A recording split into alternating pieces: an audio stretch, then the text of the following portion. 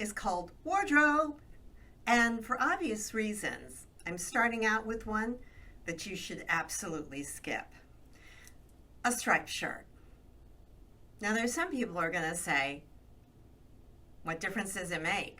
But there are some of the viewers here who are already starting to get a headache. See, stripes seem to do something very interesting when they're being recorded. To give you an example, I wore this blouse, this very same blouse, to take an employee photo about, wow, it was a lot longer ago than we're going to discuss right now. Anyway, for the rest of my tenure with that company, my photo looked like it was doing this. Very strange. Stripes have a tendency to react also with backgrounds. So let's try something else. Some things look really great in person, but when you see it on camera, you think, wow, I don't know if I really like the way that looks. This is one of those things. So always check out how things look actually on camera. Almost every single operating system has a program that allows you to do a preview. By the way, in case you're thinking that maybe I'm just getting a little gender specific, oh, and about stripes. Here's a suggestion that really stands for, well, primarily people who wear sports jackets.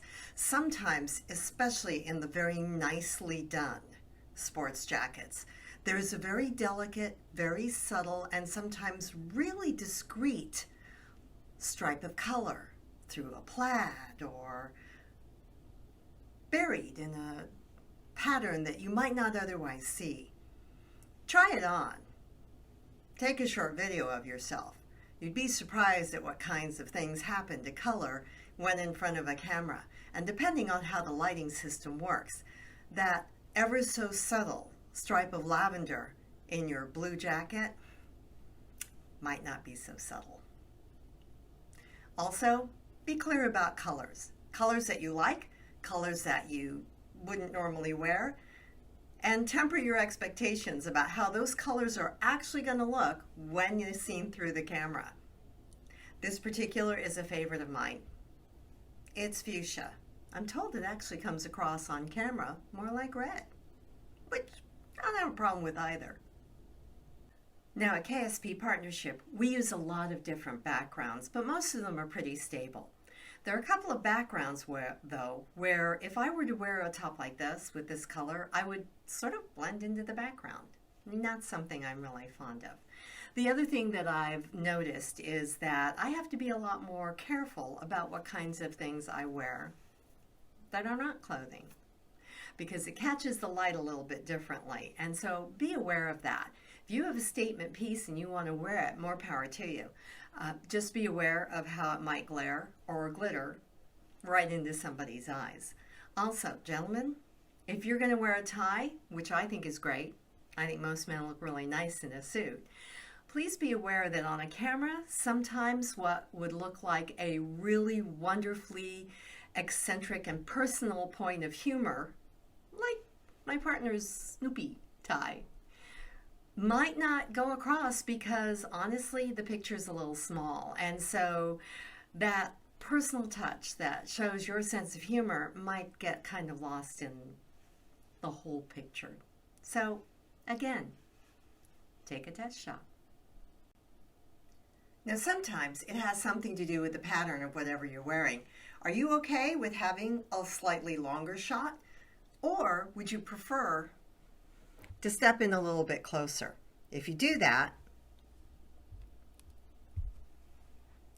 just adjust your camera so that you still fill about 3/4 of it and you have a nice white area or open area around you. Most of the time, what we really want to do is make sure that whatever it is that we're wearing doesn't detract from the message that we're trying to deliver. And in some ways, that makes it very similar to what we would have worn in a physical room on platform. But in other ways, not so much. Because in a physical room on platform, sometimes you do want to go for a little bit of oomph. On camera, it may or may not play out the way you want. So mostly, be true to your own taste, Be true to what you feel good wearing, and do a quick test to make sure that whatever goes on camera doesn't end up being so loud that it drowns out your message. This is Kimi Thanks for joining us. This video was brought to you by Leadership Driven Project Management Academy, and unlike most of our videos where we give you 2 or 3 hints of things that you can do on an active basis, here we just basically had kind of a little bit more lighthearted conversation about what to wear on camera, maybe what not to. I look forward to having you join us next time.